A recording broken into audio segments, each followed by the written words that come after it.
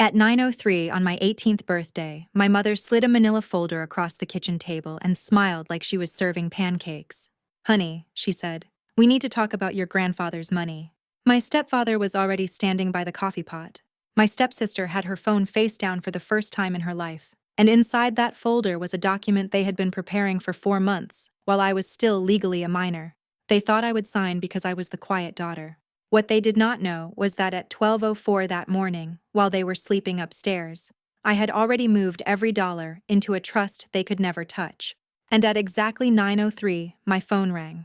The name on the screen was the one person my mother had prayed I would never call: David Caldwell, my grandfather's attorney.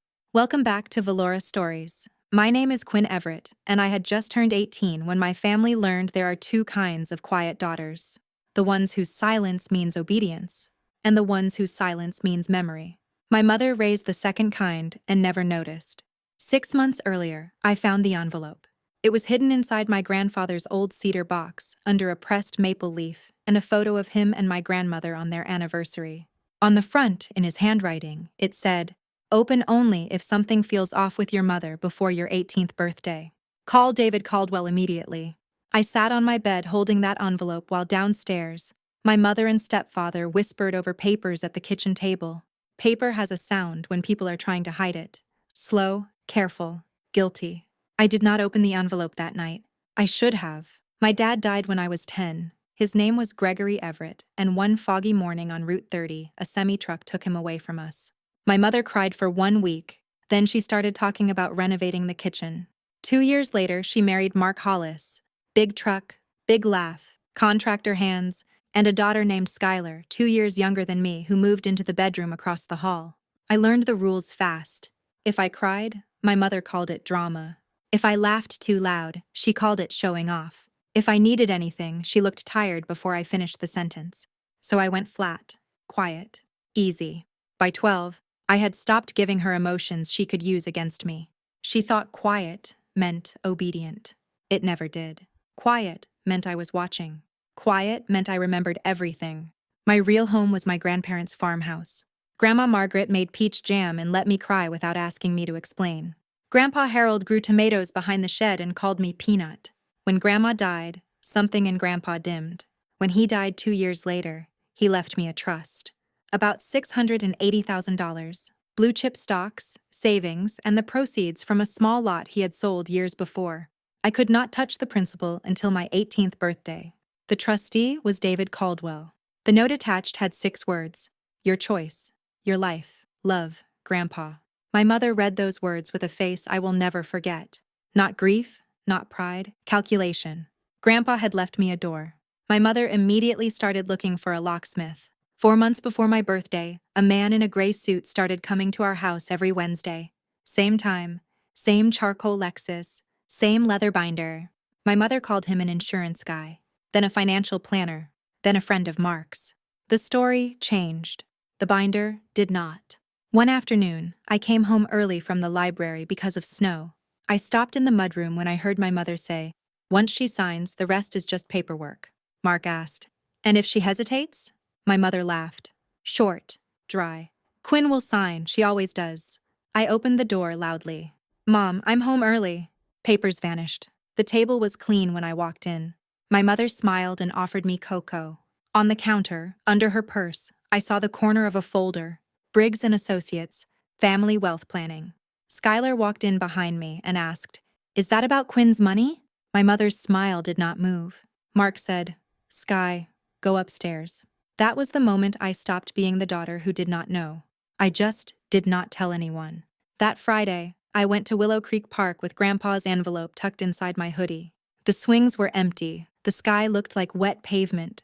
I opened the letter with my thumbnail. "Peanut, if you are reading this, something has gone wrong with your mother. I never wanted to poison you against her, but I could not leave without giving you a door to open. David Caldwell has been my attorney for 30 years. He knows everything. He is waiting for your call. You have the right to protect yourself. You have the right to choose. I believe you will choose well. Love, Grandpa." Underneath was a phone number. My hands were cold. My eyes were dry. I called. A woman answered. "Caldwell Estate Law. My name is Quinn Everett. My grandfather was Harold Everett.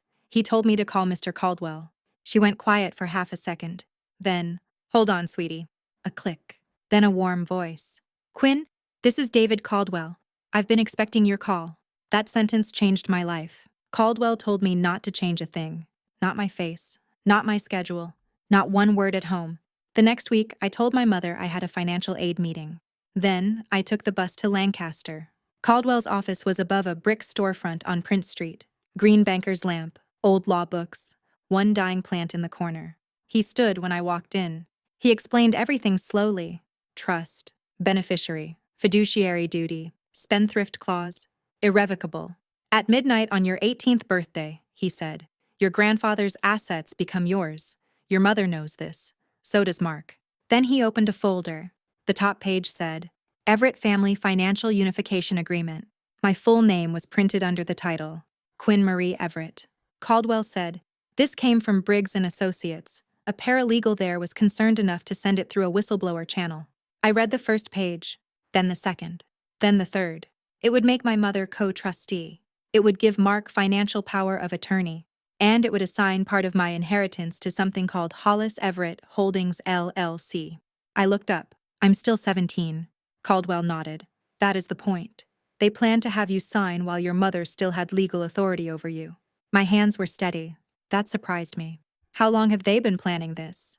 At least 4 months? 4 months. 4 months of pancakes and church smiles. 4 months of my mother calling me sweetheart while drafting a cage. I said, then let's build mine. We created a new trust, the Margaret Trust, named after my grandmother, corporate trustee, Midland Trust Services. I was the only beneficiary. My mother, Mark, Schuyler, and any company connected to them were permanently excluded. Money could be used for tuition, housing, medical costs, and basic living needs. No lump sum, no outside pressure, no family account, no reversal. Irrevocable. Caldwell looked at me seriously. Quinn, this protects you from them. But it also protects you from yourself if your mother cries the right tears 5 years from now. I know. Good, he said. Many 18-year-olds don't. We scheduled execution for 12 o'clock a.m. on my birthday. My mother, meanwhile, got sweeter. That is how I knew the trap was close. She made my favorite chicken pot pie. She asked about college. She touched my hair once and said, my brave girl. 3 days before my birthday, she hosted an early dinner at Willow Creek Country Club. 15 people, Pastor Lowry, Mark's business partner, neighbors, women from church. She stood up at dessert and toasted me. To Quinn, who is going to make such smart decisions tomorrow. Everyone raised a glass. Mark mouthed, big day. 3 tables over, a man in a navy blazer ate Caesar salad alone with a leather briefcase beside him. I had never met him, but I knew exactly who he was. Lance Briggs, their lawyer, waiting 1 day early. At 11:47 p.m., the night of my birthday, I locked my bedroom door. I wore pajamas, gray shirt, plaid pants, slippers. I wanted the signature to come from the girl who had slept in that house every night. At 11:52, Caldwell joined the Zoom. At 11:54, Priya Desai from Midland Trust Services joined. At 11:56, the online notary joined. At midnight and 1 second, I typed my full legal name, Quinn Marie Everett, slow, on purpose. At 12:04 a.m., Priya said, confirmed, funds received, $681,412.90. The Margaret Trust is fully funded and irrevocable. Caldwell looked into the camera. Happy birthday, Ms. Everett. The world is yours now. I closed my laptop. Downstairs, the house was dark. The refrigerator hummed. I slept better than I had in 6 months. The next morning, the kitchen smelled like pancakes. My mother wore her pink robe and her brunch smile. There's my birthday girl. Mark sat at the table. Schuyler had her phone face down. A manila folder sat beside my mother's coffee mug. Not hidden, not even slightly. 3 pancakes waited on my plate with birthday candles stuck in them. My mother told me to make a wish. I leaned over and thought, I wish Grandpa could see this. Then I blew them out. She let me eat 2 bites. Then she folded her hands. Honey, now that you're 18, we need to talk about that money from Grandpa. She slid the folder across the table. I opened it. Everett Family Financial Unification Agreement. There it was. Page 2. Durable power of attorney to my mother. Page 5. Assignment of beneficial interest to Hollis Everett Holdings, LLC. Page 9. Family financial priorities, including tuition assistance for Skylar Ann Hollis. My blood went cold. I kept my face calm. I'd like to read it first. My mother smiled. Of course, sweetheart. Take your time. So I did. Every page. Slowly. At 2 minutes, her smile cracked. At 4 minutes, she tapped her coffee mug. At 5 minutes, Mark said, "Quinn, you don't need to read every line. I like to understand what I'm signing." He leaned forward. "It's just structure. My guy is on standby to notarize this morning." I looked at him. "Mark, you just said my guy." "What?" "A minute ago, Mom said Mark's attorney. Now he's your guy." The kitchen went quiet. I turned to page 5. What is Hollis Everett Holdings? My mother blinked. "A family entity for tax purposes." "When was it formed?" "I don't remember exactly." Mark snapped. "Quinn, stop. Sign the stickied pages and eat your pancakes." I looked back at the folder. Generated December 14th, 2025, Briggs & Associates, version 4.3. My mother's mouth opened, closed, opened again. "Lawyers use old templates. Templates don't put my middle name in them." Then I said it, softly. "Before I sign, I'd like to have our family attorney explain it." That broke her face. She said, "We don't need Caldwell for this." I waited. Then I said, "Mom, I never told you who our family attorney was." The kitchen turned silent. Even the refrigerator seemed to stop. Her eyes flicked. Fast. Panic. "Grandpa mentioned him years ago." "No, he didn't. And I never said his name in this house." Mark stood halfway. "Quinn, stop." Skylar whispered, "Who's Caldwell?" Mark snapped, "Sky, not now." Then my phone vibrated beside my plate. Everyone looked down. The screen lit up. David Caldwell, Esquire. 9:03 a.m. My mother went white. I picked up the phone. "Do you mind if I put him on speaker?" Mark said, "Don't answer that." "I think I will." I tapped speaker. "Mr. Caldwell, you're on speaker. I'm at the kitchen table with my mother, Mark Hollis, and Skylar." His voice filled the room. "Good morning, Quinn. Happy birthday. I hope I'm not interrupting breakfast." "You're not. We were just starting a conversation about money." "Good timing, then." My mother stared at the folder like it had teeth. Caldwell said, "I'm calling to confirm the asset transfer completed at 12:04 this morning. The Margaret Trust is fully funded. Midland Trust Services is trustee. The transaction is legally irrevocable." My mother's fork dropped. A tiny sound. A clean little clink. Mark said, "What trust?" "The Margaret Trust, Mr. Hollis. Named for Quinn's grandmother." My mother whispered, "Quinn, you didn't." I looked at her. "Mom, I did." Skylar asked, "What does that mean?" Caldwell answered gently, "It means the money Quinn's grandparents left her can only be used for Quinn's benefit. No one else can access it. Ever." Mark stood all the way up. "This is—" Caldwell cut in, still pleasant. "Mr. Hollis, please don't finish that sentence on an open line." Mark sat down. Slowly. Caldwell continued. "One more thing, Quinn. Since everyone is present, I should mention that my office received a draft package from Briggs & Associates weeks ago. It matches the document in front of you." My mother whispered, "That's protected material." "The content is the concern, Mrs. Hollis." Then Caldwell listed it out. 1. The document was now unenforceable. 2. It had been designed for me to sign while I was still a minor. 3. It attempted to move my inheritance into an LLC controlled by Mark. 4. Caldwell had already filed a complaint against Lance Briggs with the Pennsylvania Disciplinary Board. Mark's voice cracked. "You filed on Briggs?" "Monday," Caldwell said. "He was notified yesterday at 4 p.m. I doubt he's taking calls today." The folder on the table looked dead now. Just paper. I looked at my mother. "Did you know what he was drafting?" "Quinn? Yes or no?" Her eyes filled. "Yes." Skylar made a small sound. Mark slammed his palm on the table. "You did all this behind our backs?" I looked at him. "No, Mark. I did mine in front of a licensed attorney at 12:01 a.m. under full legal capacity. You did yours behind my back for 4 months while I was 17. His face went purple. "We raised you. You moved in when I was 12. What you raised was Skylar's tuition plan." My mother flinched.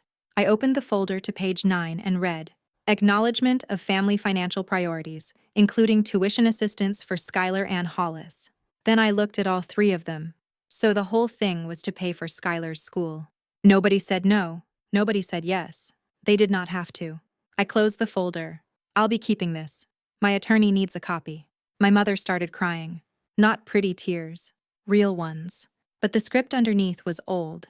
After everything I sacrificed for you, this is how you repay me? I stood. I don't have anything cruel to say, but I don't have anything kind either. Caldwell's voice came from the phone. Quinn, Elizabeth Everett is parked at the end of your driveway. You can leave whenever you're ready. Aunt Beth, my dad's sister, the person my father had wanted as trustee before my mother talked him out of it. I picked up the folder, picked up my phone, put on my jacket. At the front door, I turned. Skylar was watching me. She looked 16, not guilty, just scared. Sky, I said, you didn't draft this. Don't carry it. Text me in a year. She nodded once. I walked out. The April sun was pale and honest. Aunt Beth's Honda Civic was running at the curb. I got in. She handed me tea. Then she said, shoes off when we get home. Tea, shower, sleep. Adult talk later. I slept 10 hours that night. The deepest sleep I'd had since I was 10 years old. The next morning my phone was full. Voicemails, texts, people asking for my side. People asking if the rumors were true. I answered none of them.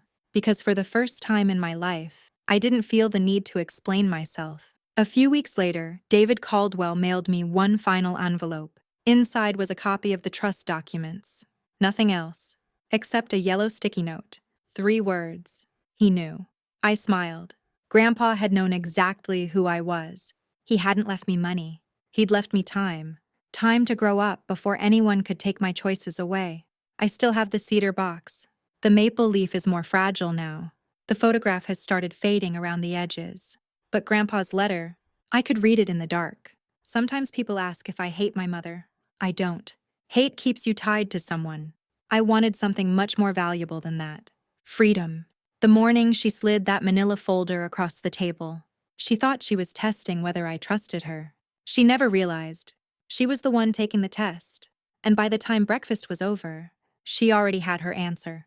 There really are 2 kinds of quiet daughters. The ones whose silence is obedience, and the ones whose silence remembers everything. My mother spent 18 years believing I was the first kind. She only discovered the truth at 9:03 on my 18th birthday. If this story stayed with you, let me know where you're watching from. This is Valora Stories, and I'll see you in the next one.